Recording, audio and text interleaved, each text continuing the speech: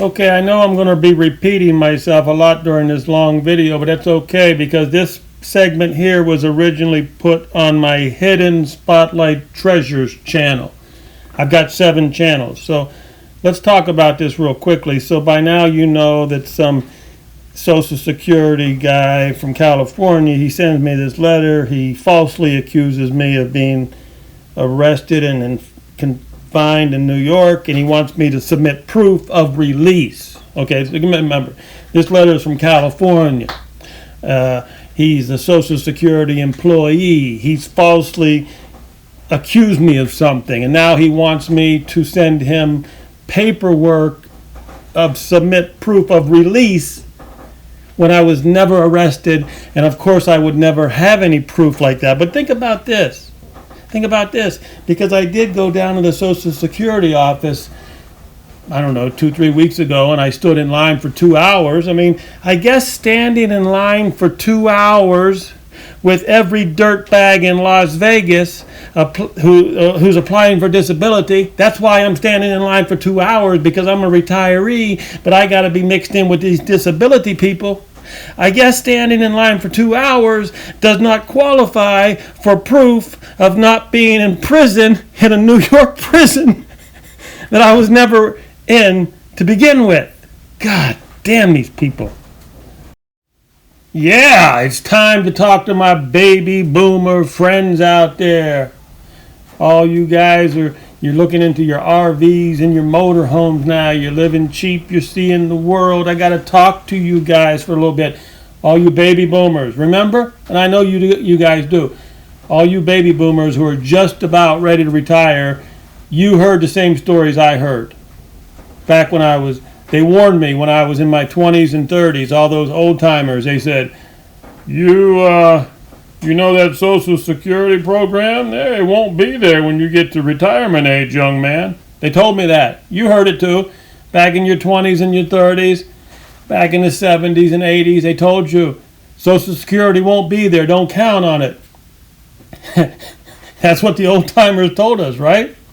Well, I had no idea. Yes, I had no idea that the country would be invaded and the invaders would steal my identity and get locked up in New York, and then the liberal California Social Security workers would then try to take my retirement away from me.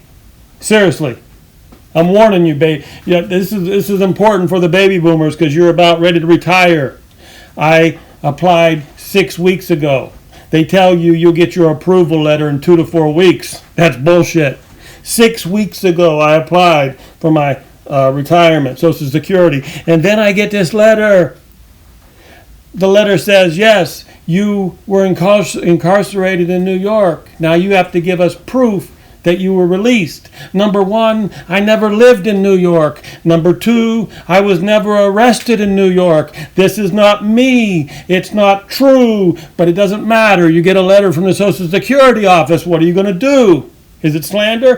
Who knows? Did an illegal steal your Social Security number? Did he steal your name? All hell's breaking loose. We're living in a third world shithole.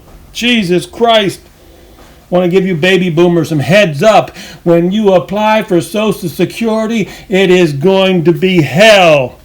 It's hell. And don't bother to call your damn congressman because she's having cocktails with the lobbyist. Yeah, it's a millionaire thing, just for them. Okay, now I don't want to forget about those 5 people who watch my poker videos. Here we go. Imagine this, if you will. You've been playing poker for 40 years, over 40 years. From a young man all the way up into your 60s, you've been grinding it out in 2-5, no limit. You even played a little pot limit Omaha once in a while during the World Series of Poker. You've been grinding out. Every year you pay your taxes. You pay your Social Security tax. You've been doing this for 40 years. And then you apply for your benefits. Imagine this, if you will. You get a letter. Yes, you get a letter from the Social Security office 6 weeks later after you apply. They say, Well, we find out that you've been incarcerated in New York. Now remember, you played poker in Las Vegas for your entire life. You've never been to New York. But you got this letter. They said, you've been incarcerated. Now you're going to have to send us proof that you're out. Wow. I just given you guys a little heads up. Heads up. Don't expect that Social Security because they're going to scam it away from you. Yes, they will. I do believe this is a big breaking story for baby boomers. So listen up. I applied for Social Security retirement about 6 weeks ago. I'll be 62 in August.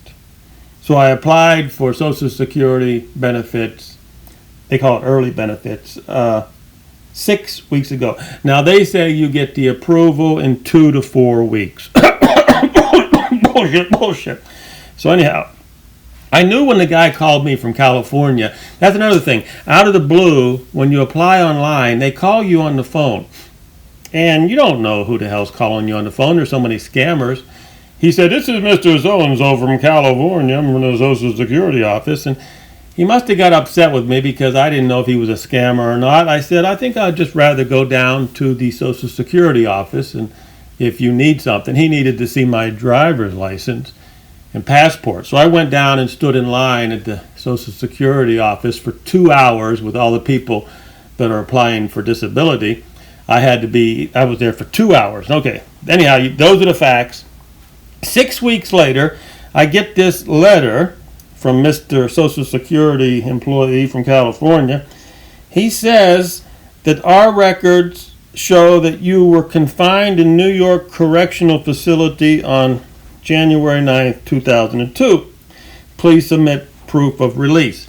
Now, number one, I never lived in New York. This is not me. More than likely, it's just somebody with the same name as I have. The question is, did he check this so-called person who was incarcerated? Did he check his Social Security number? Did it match mine? My whole question, is this letter slander? Is this slander on the part of the Social Security office in California on me? They claim that I was arrested in New York on January 9th, 2002, when I was not. I was nowhere near New York on that day. I've never lived in New York. Totally false. Now, there is a possibility that some illegal stole my identity, got arrested, and had my Social Security number because he stole my identity and he was arrested in New York. That's a possibility. If that happened, then this letter would not be slander. But here's my question.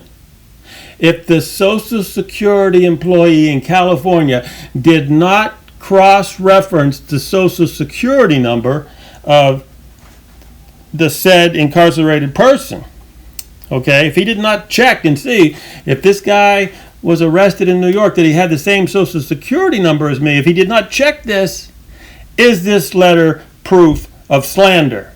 That's a question I have.